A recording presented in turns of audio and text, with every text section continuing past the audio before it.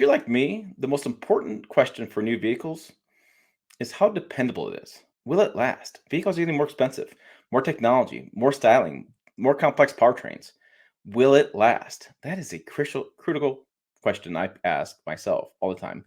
That's why I do these videos for me. Okay, maybe for you too. Hey, it's Tim, Pickup Truck Plus SUV Talk. So let's talk about the most dependable SUVs for 2024. And we'll go back in time. I'm going to give you 5 years of survey results from a company called JD Power. They put this information out every year. It's in its 35th year. And automakers buy the data and they look at the numbers and they improve their product. They also use the awards as advertising. And it also happens in multiple industries around the world. JD Power is a national or global company of survey people. Yeah, people like takes and surveys. But let's get the details. So it's going to be on pickuptrucktalk.com by the time you watch this video. Haven't quite made the post live yet. But what I'm looking at is I'm looking at JD Power, and it's going to be this 2024 vehicle dependability study. Again, been out 35 years.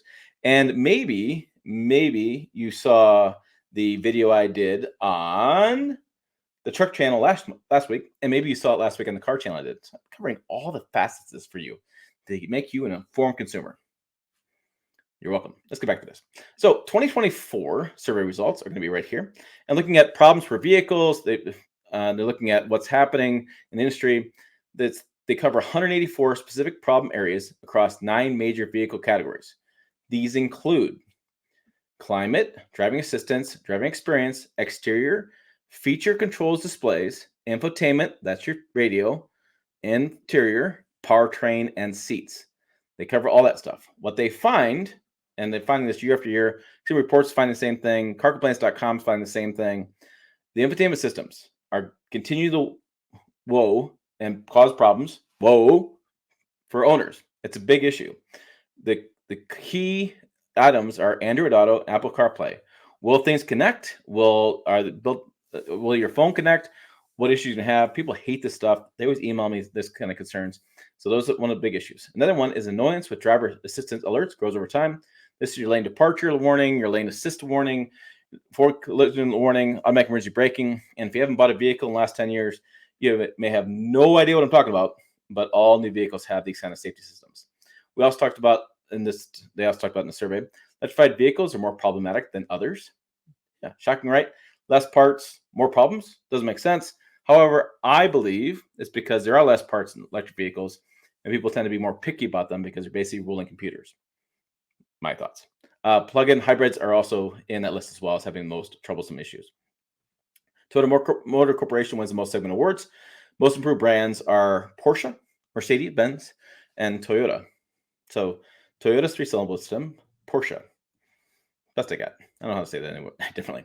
I'm looking at 2024, 2023, 2022, 2021, 2020, and 2019. Look at all that. Yeah, we're looking at all of them. And I put together in this nice comprehensive chart for you to make it easy for you to see what in the world I'm talking about. All right, so looking at this data on this chart, let's see what I covered. Yes, 184 specific problems. Oh, it reflects over 30,000 owner responses on average each year for 3 years ownership. And you'll see in the chart, I'm going to break things down for you so it kind of makes a little bit more sense. And so we'll go down.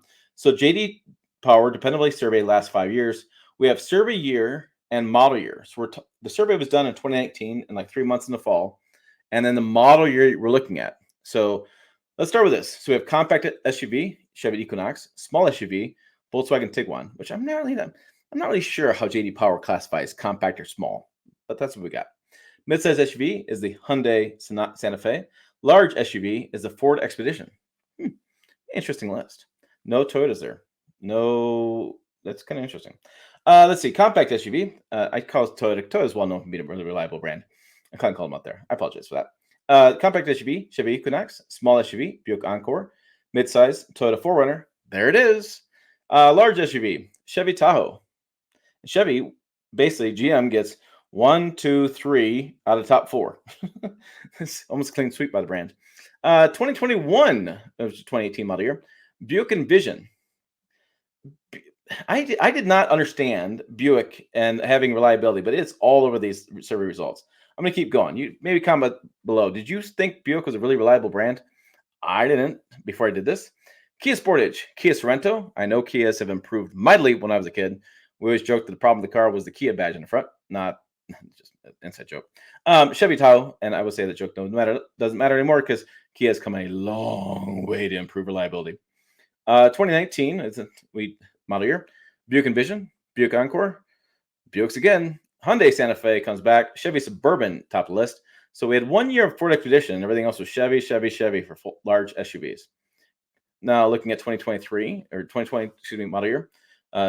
Kia Sportage, Toyota CHR, Chevy Blazer, Chevy Tahoe, and we get down to 2024 survey. And that's why I labeled this video 2024 because, well, if you're going to buy something, things haven't changed that much of model years many of the vehicles. Here you go, data for you.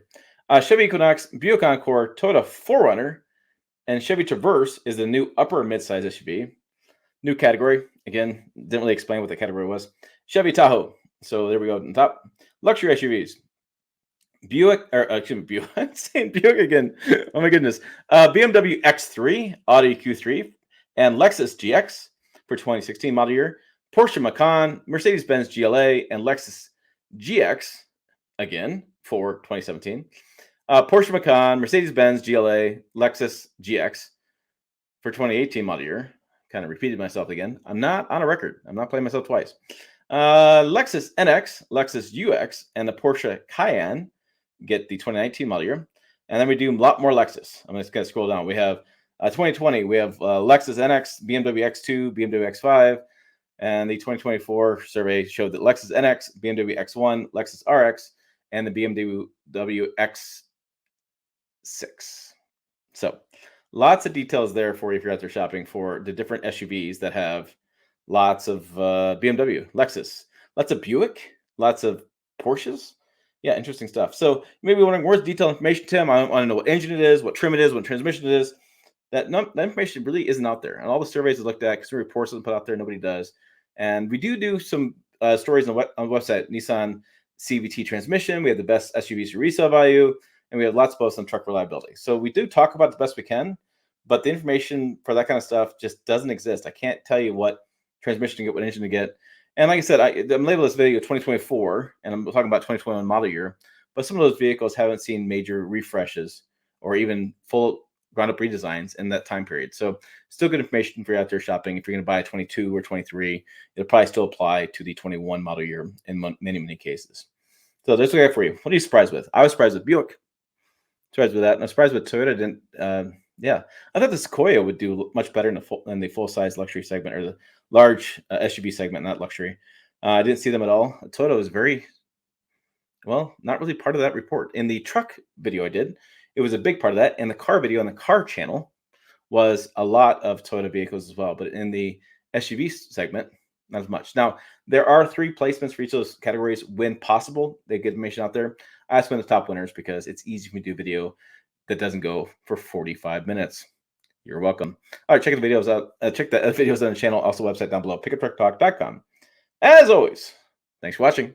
I will see you down the road.